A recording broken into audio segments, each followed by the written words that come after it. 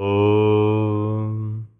जननीं शारदां देवीं रामकृष्णं जगद्गुरुं पादपद्मे तजश्रुत्वा প্রণমামি মুহুর্মুহু। নমস্কার। শ্রী শ্রী সপ্তশতী চণ্ডী শাস্ত্রগত তাত্ত্বিক আলোচনায় আজ আমাদের বিষয় অর্গল স্তোত্রের 14 নম্বর মন্ত্র। 28 নম্বর পর্বে আমরা পৌঁছেছি। মন্ত্রটা এরূপ: বিদেহি দেবী কল্যাণং বিদেহি বিপুলাং শ্রিয়ং রূপং দেহি জয়ং দেহি যশো দেহি দিশো জহি। মহামায়া জীবের অদৃষ্ট রূপিণী। ইনি আবার জীবের কর্মফল দাতা বা কর্মফল বিভাগকর্তা। জীবকে শুভ অশুভ কর্মের ফল দেওয়ার জন্য মা ব্রহ্মময়ী অবিদ্যা রূপে কাউকে সংসারের মোহে বদ্ধ করেন, আবার কাউকে বা প্রচুর ধন সম্পদ দিয়েও বিদ্যা রূপে তার কল্যাণ করেন।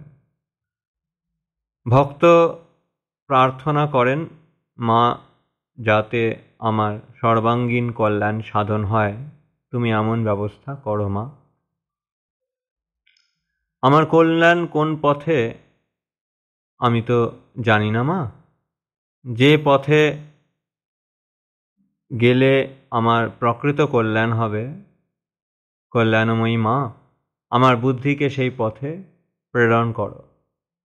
ক্ষেমঙ্করী মূর্তিতে আমার পথ রক্ষা করো। তাই দেবী কবচে বলছে, মার্গং ক্ষেমঙ্করী রক্ষত।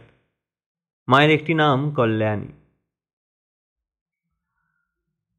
তিনি জগন্মাতা বলে তাঁর সৃষ্ট জগৎবাসীর প্রতি তিনি চিরকাল কল্যাণময়ী স্নেহদৃষ্টি দেখেন। দেবতাগণ মাকে কল্যাণ রূপা বলে স্তব করেছেন। সেই চণ্ডীর পঞ্চম অধ্যায়ে আছে, নমো দেব্যৈ মহাদেব্যৈ শিবায় সততং নমঃ কল্যাণৈ প্রণতা নমো। আবার কখনো আছে, ঋপব সংশয়ং ইয়ান্তি কল্যাণং চ উপপদ্যতে।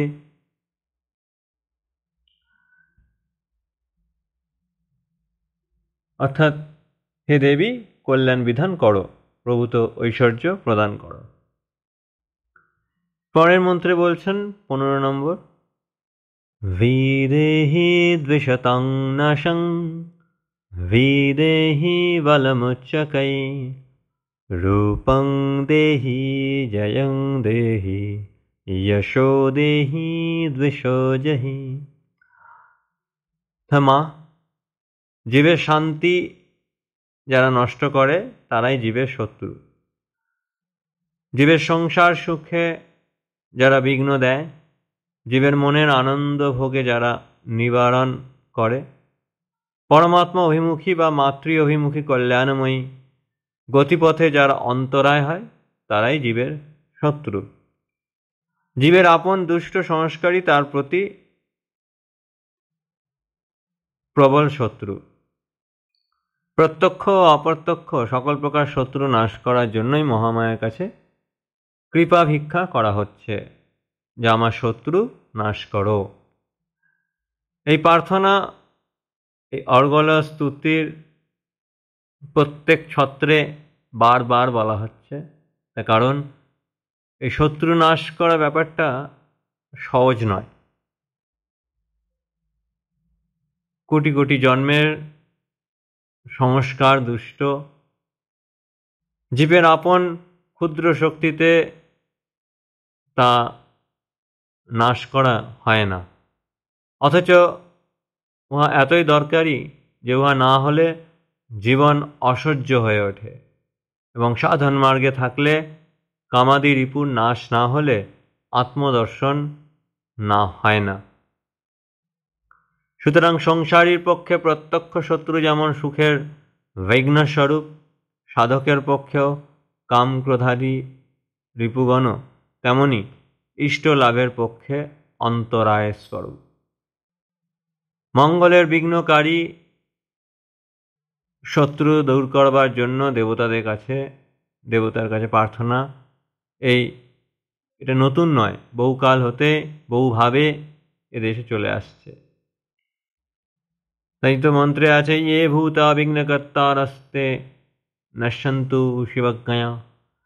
শ্রীচণ্ডীর বিরাট মহিমা, ভক্তগণের শত্রুনাশ, মহিষাসুর, রক্তবীজ, শুম্ভ নিশুম্ভ, এই যে অসুর, এরা কার শত্রু? মহামায়া সৃষ্ট, এরা মায়ের শত্রু কখনোই নয়, কিন্তু মহামায়ার শরণাগত বিপন্ন দেবগণের শত্রু এরা। এবং সেই ভক্তগণের কাতর প্রার্থনায় ভক্তের শত্রু শেষে ভগবানেরও শত্রুরূপে দাঁড়িয়ে যায়, তাই তাদের ধ্বংসপ্রাপ্ত হয়। আমাদের বল অতি অল্প এবং তাই খুব বেশি বলের জন্য মহামায়ার কাছে প্রার্থনা করা হয়। উৎকৃষ্ট বলের বিধান করো মা। আমরা আত্মলাভ করতে চাই, যে বল সঞ্চয় হলে আত্মলাভ করা যায়, আমাদের সেই উৎকৃষ্ট বলের বিধান করো মা। তাই তো উপনিষদে বলছেন, ন্যায়ম আত্মা বলহীনেন লভ্য। মা, তুমি মহাবল রূপিণী ও মহা উৎসাহ রূপিণী, সেই জন্য তোমার প্রীতির জন্য সাধক তোমায় প্রণাম করে বলছে, মহাবলে মহোৎসাহে মহাভয় বিনাশিনী।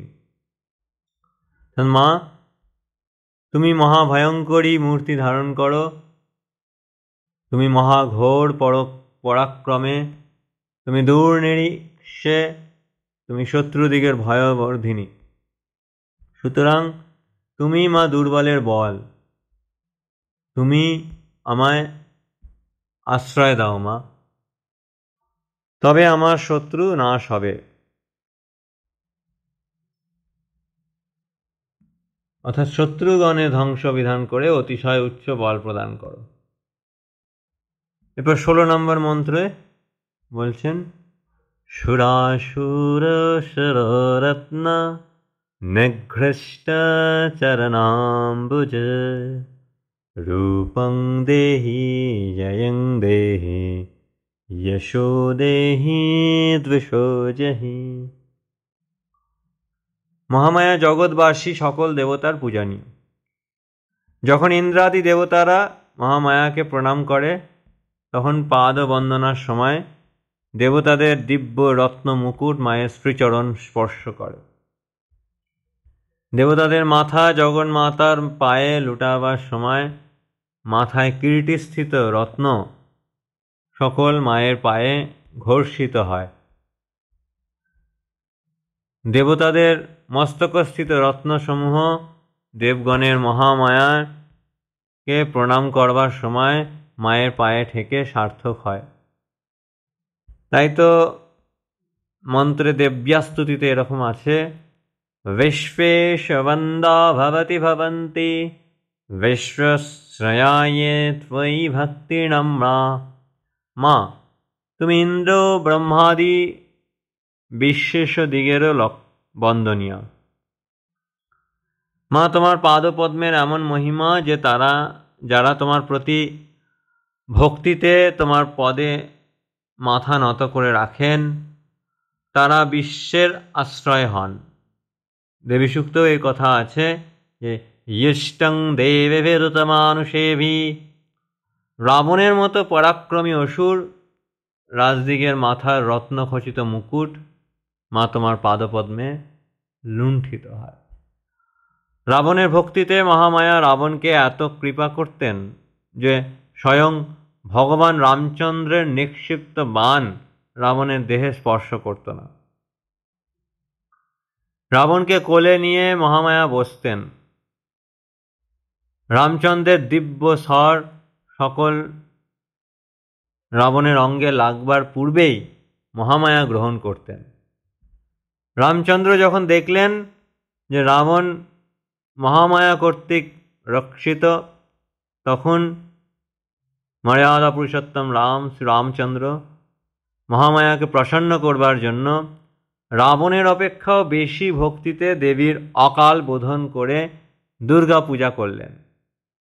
ত্রিলোকের ঈশ্বর রাবণ যখন বহুমূল্য রত্নখচিত মুকুট মাথায় পড়ে মহামায়ার পাদপদ্মে ভক্তিভরে প্রণাম করত, তখন রাবণের মাথার মুকুটের রত্ন সকল দেবীর চরণকমল স্পর্শ করত।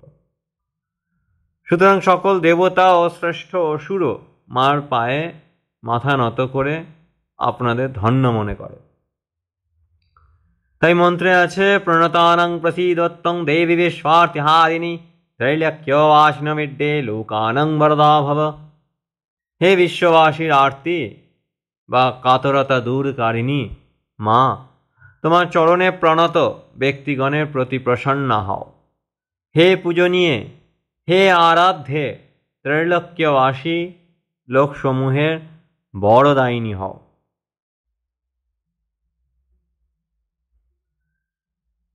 হে দেবী, সুর ও অসুরগণের মস্তকস্থিত রত্ন দ্বারা তোমার পাদপদ্ম ঘোষিত হয়ে থাকে, অর্থাৎ তুমি সুরাসুর বন্দিতা।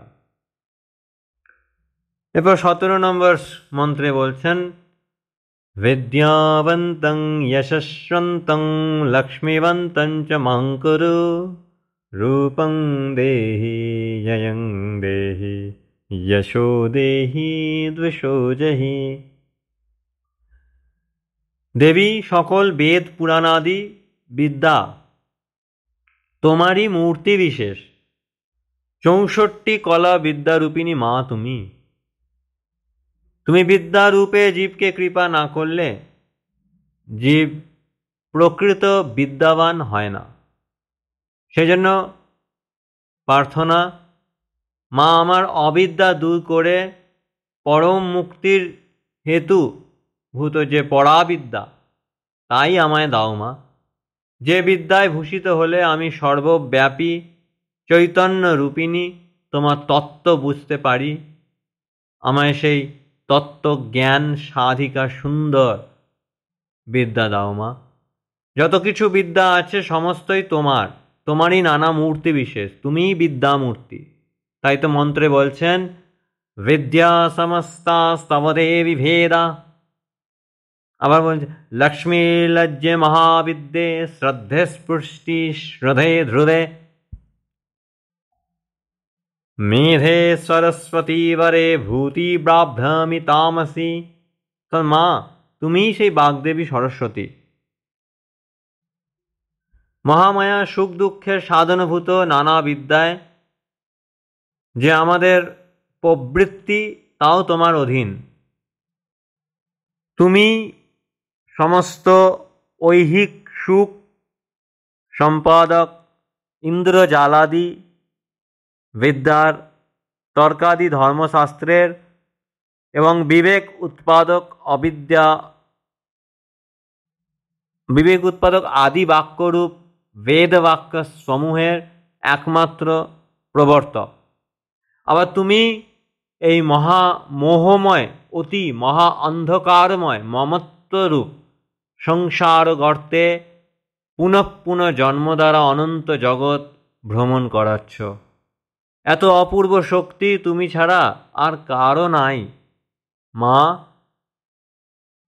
হে জননী, তুমি অবিদ্যা রূপে আমাদের মায়া বা আসক্তির বাঁধনে বেঁধে সংসারকে স্থিতি করছ। জীব তাই মায়ার কবলে পড়ে কখনো সুখ পেয়ে হাসে, কখনো দুঃখে কাঁদে। আবার তুমি যখন প্রসন্ন হও মা, তখন বিদ্যামূর্তিতে এই সুদৃঢ় মায়ার বাঁধন কৃপাপূর্বক খুলে দিয়ে বদ্ধ জীবকে মোহমুক্ত করে দাও। জীব ভব যন্ত্রণা হতে মুক্তি পেয়ে ধন্য হয়। তাই তো মন্ত্রে বলছেন, বেদ্যাসু শাস্ত্রেষু বিবেক দীপে স্বাদেষু বাক্যেষু চকাতদন্যা মমত্বগতে হতি মহান্ধকারে বিভ্রাময় এতৎ অতীব বিশ্বম। আবার বলছেন, सा विद्या परममुक्तिर्हेतुर्भूता सनातनी संसारबन्धहेतुश्च सैव सर्वस्वरेश्वरी। মহামায়া, তুমি মুক্তির হেতুভূত ব্রহ্ম জ্ঞান স্বরূপা পরমা বিদ্যা। আমায় এই ব্রহ্মবিদ্যায় বিদ্বান করো মা। এই ব্রহ্মবিদ্যা লাভের জন্য প্রবৃত্তি দাও মা, আকাঙ্ক্ষা দাও মা। তোমার অহেতুকী কৃপা ব্যতীত আমার এই ব্রহ্মবিদ্যা লাভের আশা নাই। তাই বলছেন মহাবিদ্যা মহামায়া মহামেধা মহাস্মৃতি। হে মহামায়া, তুমি শব্দাত্মিকা ব্রহ্মময়ী, তুমি শব্দ ব্রহ্মস্বরূপা, উচ্চৈশ্বরে ঘৃত গীত এবং সুমধুর পদ পাঠযুক্ত অথবা প্রণবযুক্ত বলে সুশ্রাব্য ও মন্ত্রময় অপৌরুষেয় সুবিমল ঋক্ যজু ও সামবেদের আশ্রয় মা। তুমি বেদত্রয় স্বরূপা। হে জননী, বেদ জ্ঞান তোমার কৃপা সাপেক্ষ। তাই তো মন্ত্রে বলছে শব্দাত্মিকা সুবিমল यूषां निधान मुदगितरम्य पदपाठवन्वताञ्च शासनाम। আবার কখনো বলছেন মেধাসি দেবী বিদিতাখিল শাস্ত্রসারা। মা বিদ্যাও তুমি, আবার তার অধিষ্ঠাত্র দেবী বুদ্ধিরূপাও তুমি। মহামায়া, তুমি আমাদের তপস্যায় ও আরাধনায় পরিতুষ্টা হলে আমাদের প্রার্থনা অনুসারে তত্ত্বজ্ঞান ও ঋদ্ধি বা ঐশ্বর্য প্রদান করো। এই বড় দায়িনী মা তোমার স্বভাব। সা याचिता च বিজ্ঞানং তুষ্টা ঋদ্ধিং প্রয়চ্ছতি। এত করুণাময়ী না হলে কি জগতে তুমি মা হতে পারতে? यशस्तम, মা আমায় যশযুক্ত করো। আমার জীবনে এমন পূর্ণময় ও সুন্দর করো যাতে আমার কর্মের যশ পৃথিবীর বিশ্বের চারিদিকে ছড়িয়ে পড়ে। আমায় বিমল যশ দাও মা। তুমি যদি আমাকে তোমার অবিদ্যা মূর্তি দ্বারা মোহাচ্ছন্ন করো মা, তবে মোহযুক্ত অবস্থায় আমি দয়া, পরোপকার, তপস্যা, বিষয়ে বৈরাগ্য, ঈশ্বরে বিশ্বাস, ভক্তি, এই সদ্গুণ আমি তো কিছুই লাভ করতে পারবো না। কাজেই আমি স্বার্থপর, ভোগাসক্ত বদ্ধজীব যে মা, আরও বদ্ধজীব হয়ে যাব। বদ্ধজীবের যশভাগ্য কোথায়? আমার যশলাভ একমাত্র তোমারই কৃপা সাপেক্ষ।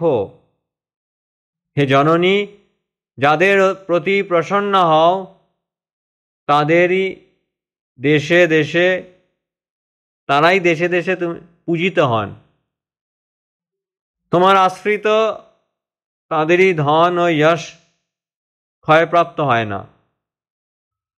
তাই বলছেন তেষাম্যতা জনপদেষু ধনানি তেষাং তেষাং যশাংসি নচসীদতি ধর্মবর্গ ধন্যাস্তু এব নিভৃতাত্মজ ভৃত্যদারা येषां সদাভ্যুদয়াদা ভবতি প্রসন্না।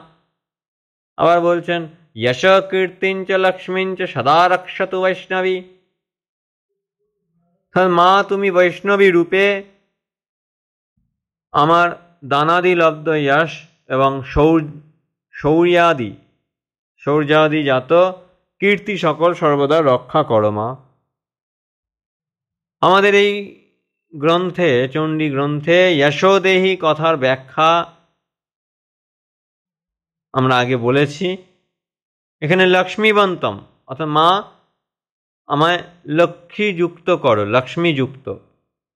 এই জগতে যার অর্থ নাই তার সকল কার্যে বড় অসুবিধা হয়। সম্পদ না হলে দেহ ও মন সুস্থ হয় না, কাজেই ভগবত উপাসনায় মনও বসে না।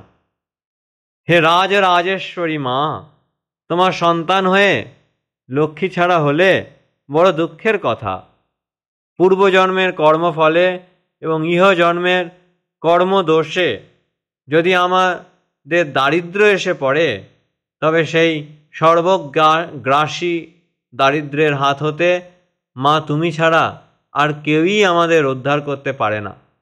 তাই তো দারিদ্র দুঃখ ভয় হারিণী কা ত্বদন্যা।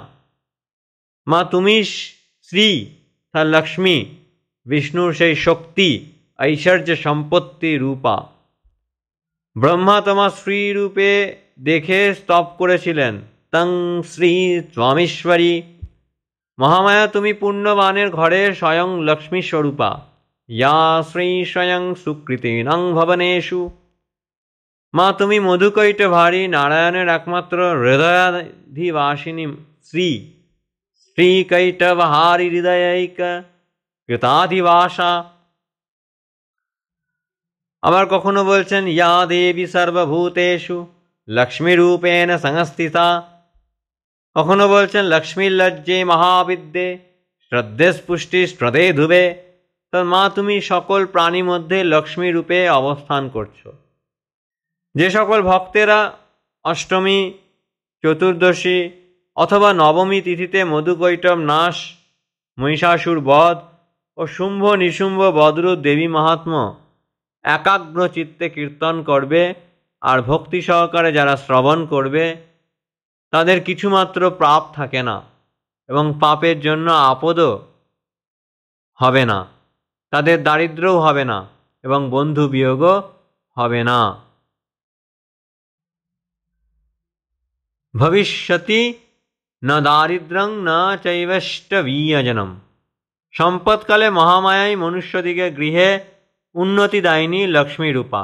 লক্ষ্মীর কৃপায় মানবগণ মান্য হয়। ভবকালের নৃণাংশৈব লক্ষ্মী বৃদ্ধা প্রদা গৃহে। মহামায়াকে স্তব করলে এবং গন্ধ পুষ্পাদি ধূপ দীপ ও নৈবেদ্যের দ্বারা পূজা করলে তিনি ধন, পুত্র এবং ধর্মের শুভমতি প্রদান করে থাকেন।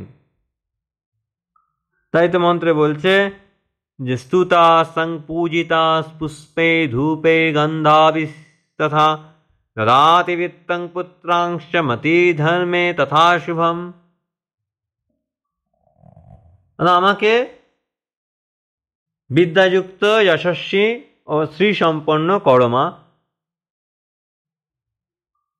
তাই তো তত্রাপর ঋগ্বেদ, যজুর্বেদ, সামবেদ, অথর্ববেদ, শিক্ষা, কল্প, ব্যাকরণ, নিরুক্তং ছন্দ যতিষামিতি অথ পরা যয়া তদক্ষরম অধিগম্যতে। অর্থাৎ ব্রহ্মবিদেরা বলেন যে দুটো বিদ্যা, জ্ঞাতব্য অর্থাৎ পরাবিদ্যা আর অপরাবিদ্যা।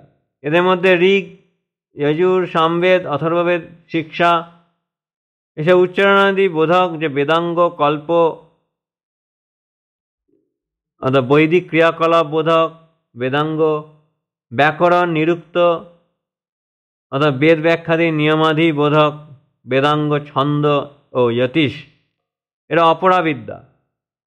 পক্ষান্তরে যার দ্বারা সেই অক্ষর পুরুষকে জানা যায় তাই হচ্ছে পরাবিদ্যা। তো আমাকে সেই বিদ্যা দিয়ে যশস্বী করে তোলো, সুসম্পন্ন করে তোলো। ওম শান্তি শান্তি শান্তি। হরি ওম তৎসৎ। শ্রীরামকৃষ্ণার্পণমস্তু। আজ এ পর্যন্ত।